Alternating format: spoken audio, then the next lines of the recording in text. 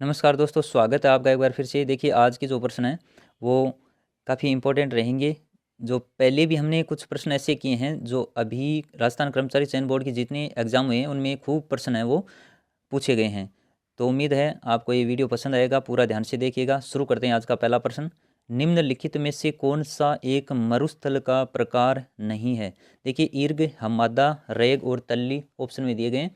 तो ईर्ग है, ये भी मरुस्थल का प्रकार है। हमादा भी है पथरीला मरुस्थल, और रेग है, ये भी मरुस्थल है जो मिश्रित रूप से पाया जाता है। ईर्ग है जो रेतीला मरुस्थल होता है।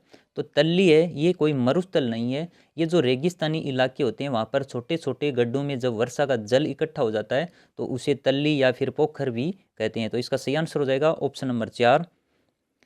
आगे है, निम्नलिखित में से कौन सी चोटी है वो मध्य अरावली में स्थित नहीं है? अच्छा, ये पूछा है कि चोटी मध्य अरावली में स्थित है। देखिए, जयराज, रघुनाथगढ़, नाग पहाड़ और लीलागढ़ दिए गए। नाग पहाड़ है, ये मध्य अरावली में स्थित है। इसका सही आंसर हो जाएगा ऑप्शन नंबर 3। जो नाग पहाड़ है ये अजमेर में स्थित है और इसकी अगर ऊंचाई की बात करें तो वह 795 मीटर। तो ये भी ध्यान में रखिएगा। जयराज देखिए सिरोही में स्थित है, 1090 मीटर के आसपास। और रघुनाथगढ़ आपको पता है ये भी सीकर में है जो 1055 मीटर के लगभग है। और लीलागढ़ है ये उदयपुर में है जो 874 मीटर जिसकी ऊंचाई है। तो इन सब का जिले हैं वो आपको अगर याद होंगे तभी पता चलेगा कि कौन सी दक्षिणी अरावली की और कौन सी मध्य अरावली की पर चोटी है। आगे, राजस्थान में मालपुरा करौली का मैदान किस नदी बेसिन का भाग है? ये प्रश्न देखिए कई बार एग्जाम में पूछा गया है, बहुत बार पूछा गया है। तो इसका भी थोड़ा सा ध्यान में रखिएगा। देखिए, Chambal basin, Banas basin, Luni basin या फिर माई बेसिन। सही आंसर हो जाएगा ऑप्शन नंबर 2। ये बनास बेसिन का उत्तरी पूर्वी भाग होता है उसे मालपुरा करौली का मैदान के नाम से जाना जाता है। और जो बनास बेसिन का अगर दक्षिणी भाग पूछ लिया जाता है तो उसे मेवाड़ मैदान के नाम से जाना जाता है। नेक्स्ट है, निम्नलिखित में से सांबर झील में गिरने वाली नदी नहीं है। एक बार आरपीएससी के द्वारा सेकंड ग्रेड में ये पूछा गया प्रश्न है कि इनमें से कौन सी नदी है वो सांबर झील में नहीं गिरती है। देखिए, रूपनगढ़, मेंढा, खंडेला और कांतली। तो ऊपर की जो तीनों दे रखी हैं ये सांबर झील में गिरती हैं। रूपनगढ़ है, मेंढा है, खारी भी गिरती है, खारी और खंडेला। ये सभी चार जो नदियाँ आपको ध्यान में रखनी है ये सांबर झील में गिरने वाली नदियाँ हैं। और ये जो कांतली नदी है ये सांबर झील में नहीं गिरती है। इसका सही आंसर हो जाएगा ऑप्शन नंबर 4। आगे, निम्नलिखित में से कौन सी चावल की किस्म है वो नहीं है?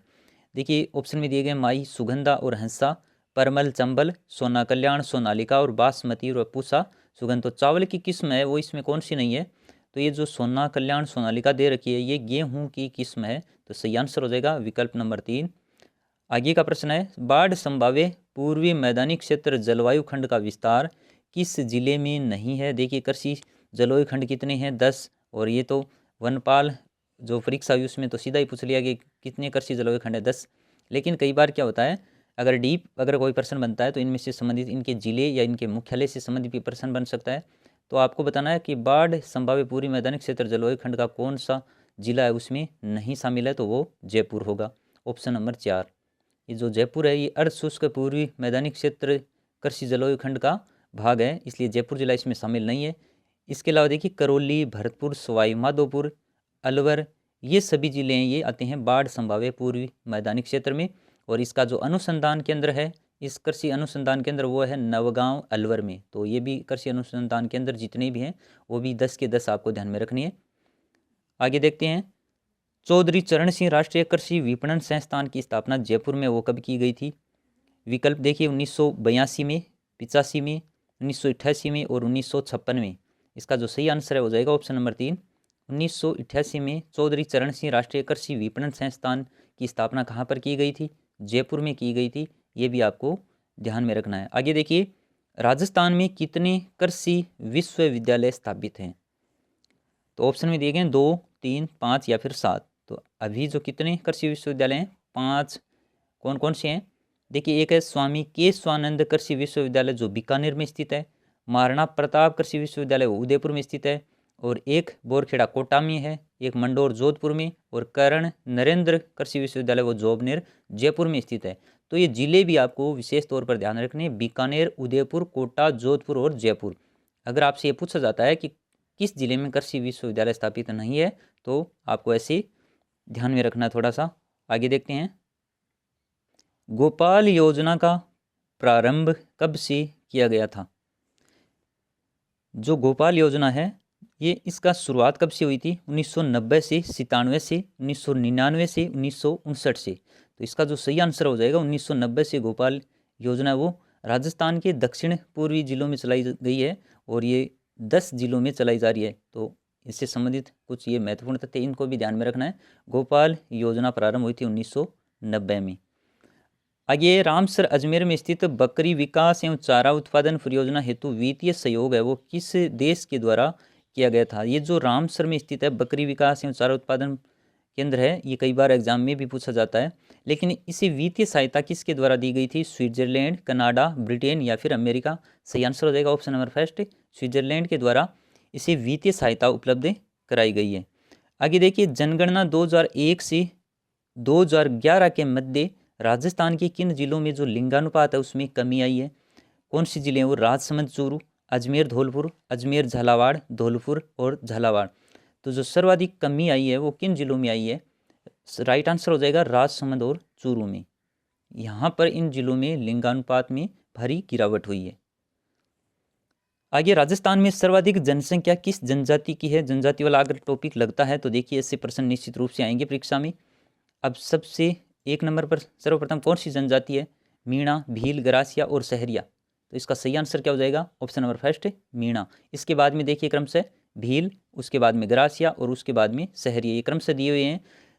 अगर आपको सही क्रम में आरोही अवरोही क्रम में सर्वाधिक और सर्वाधिक जनसंख्या के हिसाब से अगर प्रश्न बनता है तो ध्यान में रखिए मीणा, उसके बाद में भील, फिर गरासिया और सहरिया। आगे देखते हैं, विवाह से संबंधित लीला मोरिया संस्कार वो किस जनजाति में प्रचलित है?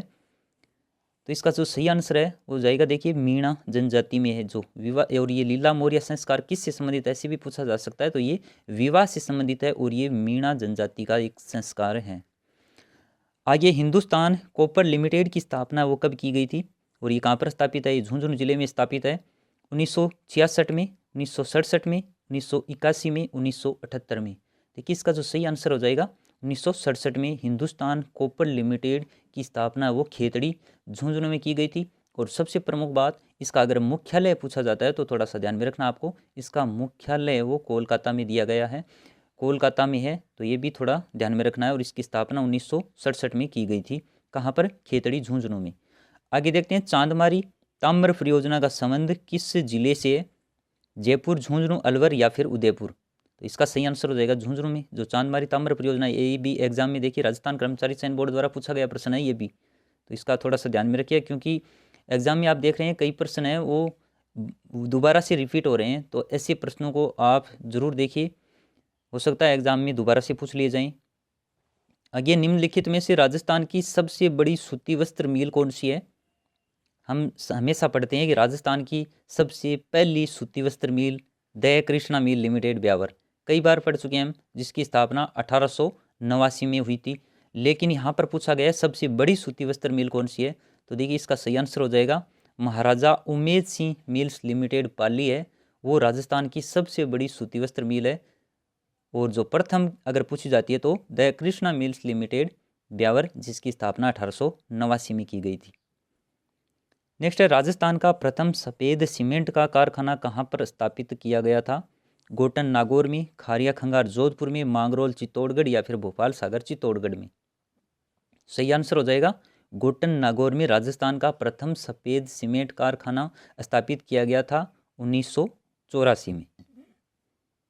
और बड़ा कौन सा है? खारिया खंगार जोधपुर वाला, जिसकी स्थापना लगभग 1988 में जोधपुर में की गई थी। इसकी स्थापना देखिए 1984 में। और सबसे जो बड़ा है वो है खारिया खंगार जोधपुर का, जो ये प्रश्न हमने किया था पिछले वीडियो में। आगे देखते हैं, राजस्थान पर्यटन विकास निगम लिमिटेड की स्थापना 1979 में कहाँ पर की गई थी?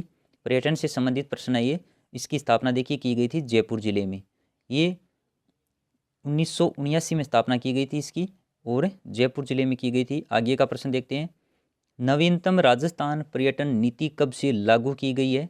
प्रथम भी पूछी जाती है कई बार, और हो सकता है नवीनतम भी पूछ ली जाए। तो प्रथम अगर से ये पर्यटन नीति पूछी जाती है तो वो 2001 में लागू की गई थी। अब आपसे अगर नवीनतम पर्यटन नीति पूछी जाती है तो वो कौन सी होगी? 2001 तो नवीन प्रथम है, इसलिए ये तो नहीं होगा। 2007, 15 या फिर 20 में? तो देखिए राइट आंसर इसका क्या हो जाएगा, 2020 में।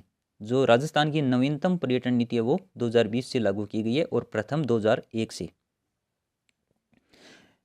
नेक्स्ट है, मुंबई से अखंड भारत का संपादन किसके द्वारा किया गया था? काफ़ी इंपॉर्टेंट क्वेश्चन है। अखंड भारत जो समाचार पत्र है उसका प्रकाशन मुंबई से हुआ था और उसका संपादन देखिए किसके द्वारा किया गया था? राम नारायण चौधरी, जयनारायण व्यास, विजय सिंह पथिक, गणेश शंकर विद्यार्थी। सही आंसर हो जाएगा ऑप्शन नंबर सेकंड, जयनारायण व्यास के द्वारा। नेक्स्ट है, 1944 में जयपुर प्रजामंडल अधिवेशन की अध्यक्षता किसके द्वारा की गई थी? जानकी देवी बजाज, रतन शास्त्री, द्वारकानाथ कचरू, शांता त्रिवेदी। तो इसका देखिए 1944 की अधिवेशन की अध्यक्षता पूछी गई है, तो 1944 में जयपुर प्रजामंडल अधिवेशन की अध्यक्षता वो की थी जानकी देवी बजाज ने। सही आंसर हो जाएगा ऑप्शन नंबर फर्स्ट। नेक्स्ट है, डूंगरपुर प्रजामंडल की स्थापना वो कब की गई थी? कई बार परीक्षाओं में पूछा गया है ये भी प्रश्न।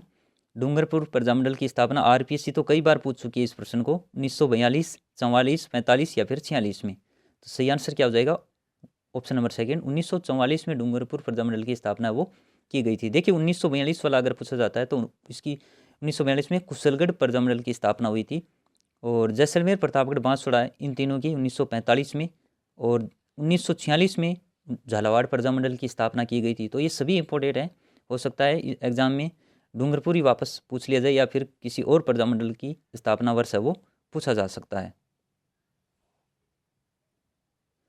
नेक्स्ट है, राजस्थान एकीकरण के प्रथम चरण में शोभाराम कुमावत मंत्रिमंडल में निम्नलिखित में से किसे शामिल नहीं किया गया था? देखिए मत्स्य संघ का जब निर्माण हुआ था शोभाराम कुमावत एक मंत्रिमंडल का निर्माण किया गया और शोभाराम मंत्रिमंडल में इनमें से कौन सा शामिल नहीं था? जुगल किशोर चतुर्वेदी, गोपीलाल यादव, चिरंजी लाल शर्मा और लक्ष्मण सिंह। तो देखिए ये तीनों ही शामिल थे लेकिन लक्ष्मण सिंह वो इसमें शामिल नहीं थे। जुगल किशोर चतुर्वेदी भरतपुर से, इसके अलावा एक भोलानाथ मास्टर भोलानाथ थे अलवर से, गोपीलाल यादव थे भरतपुर से, मंगल सिंह थे धौलपुर से और चिरंजी लाल थे करौली से।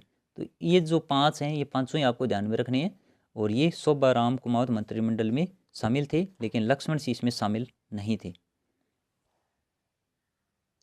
नेक्स्ट है, राजपूताना मध्य भारत सभा की स्थापना है वो कहाँ पर की गई थी?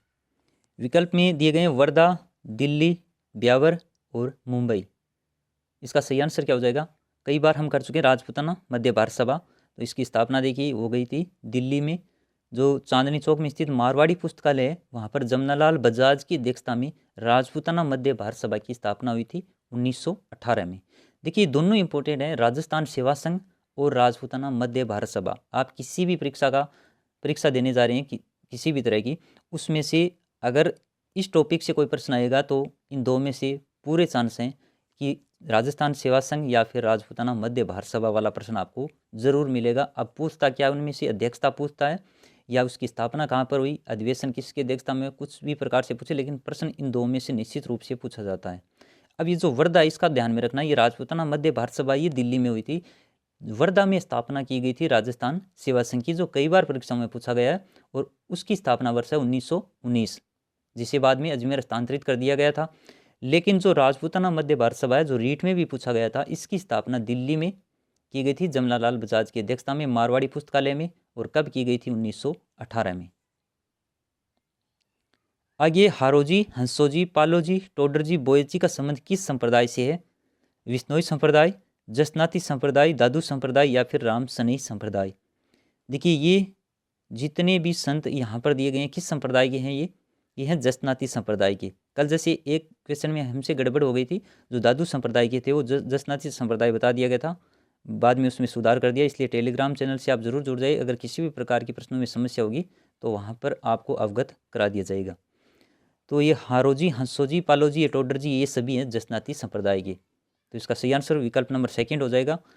आगे, वलया नामक आभूषण निम्नलिखित में से कहाँ पहना जाता है? देखिए इसी प्रश्न की मैं चर्चा कर रहा था शुरुआत में, जो कई बार हम इस प्रश्न को कर चुके हैं, पीछे के वीडियो आप देख सकते हैं। और ये राजस्थान अध्ययन जो कक्षा 10 की पाठ्य पुस्तक है उनमें से आभूषण आपको मिल जाएगा। और ये राजस्थान कर्मचारी चयन बोर्ड है, वहाँ से प्रश्न भी खूब उठा रहा है, तो वो पुस्तकें आपको जरूर पढ़नी है। वलया नामक आभूषण है, देखिए ये पहना जाता है हाथों में। अब ये जो अभी वनपाल परीक्षा हुई है उसमें भी ये ऐसा ही पूछा गया है प्रश्न, तो इसका ध्यान रखिए। वलिया नामक आभूषण है वो हाथों में पहना जाता है। निम्नलिखित में से कौन सी रचना अर्जुन लाल सेठी की नहीं है? शूद्र मुक्ति, स्त्री मुक्ति, रूठी रानी और महेंद्र कुमार। तो इनमें से देखिए जो रूठी रानी है ये अर्जुन लाल सेठी की नहीं है। बाकी इन तीनों का आप ध्यान में रखिए, शूद्र मुक्ति है, स्त्री मुक्ति है और महेंद्र कुमार। अब आपको कमेंट सेक्शन में कमेंट करके ये बताना है कि ये पुस्तकें अर्जुन लाल सेठी ने कहाँ लिखी थी, शूद्र मुक्ति, स्त्री मुक्ति और महेंद्र कुमार। आगे निम्नलिखित में से कौन सी पुस्तक सागरमल गोपा की नहीं है? आज़ादी के दीवाने, रघुनाथ सिंह का मुकदमा, जैसलमेर का गुंडाराज और मदन पराजय। तो देखिए प्रमुख पुस्तकें ये सभी ऊपर की जो तीनों हैं इस सागरमल गोपा की पुस्तकें हैं, चाहे आज़ादी के दीवाने, रघुनाथ सिंह का मुकदमा, जैसलमेर का गुंडाराज कई बार परीक्षाओं में पूछी जाती है, लेकिन मदन पराजय ये इनकी नहीं है। तो ऑप्शन नंबर 4 इसका सही आंसर हो जाएगा। नेक्स्ट 1857 की क्रांति के समय रियासती शासकों के संबंध में कौन सा विकल्प है सुमेलित दिया गया है? ये प्रश्न तो आना ही आना है परीक्षा में, ऐसे प्रश्न मिलान करने वाले हो या फिर सत्य असत्य पूछा जा सकता है। तो प्रतापगढ़ रियासत देखिए दलपत सिंह सही है, बांसवाड़ा रियासत लक्ष्मण सिंह, डूंगरपुर रियासत उदय सिंह, जैसलमेर रियासत देखिए जवाहर सिंह दिया गया जो असत्य है। तो सही आंसर हो जाएगा विकल्प नंबर 4। नेक्स्ट है क्रांति के समय कोटा महाराज की सहायता के लिए किस रियासत ने सैनिक सहायता भेजी थी? ये प्रश्न भी पूछा गया है और ये प्रश्न भी हमने पुराने वीडियो देख लीजिए आप, उसमें करवाया हुआ प्रश्न है और ये राजस्थान कर्मचारी चयन बोर्ड के द्वारा पूछा गया। आज की जो वीडियो है इनमें से कम 2-3 प्रश्न हैं वो पहले हम कर चुके हैं और वो परीक्षाओं में अभी पूछे गए हैं। तो इसका जो सही आंसर हो जाएगा ऑप्शन नंबर 2 करौली। तो ये थे आज के प्रश्न। उम्मीद आपको वीडियो पसंद आया, अगर पसंद आया तो लाइक करना न भूलें। मिलेंगे अगले वीडियो में, तब तक के लिए धन्यवाद।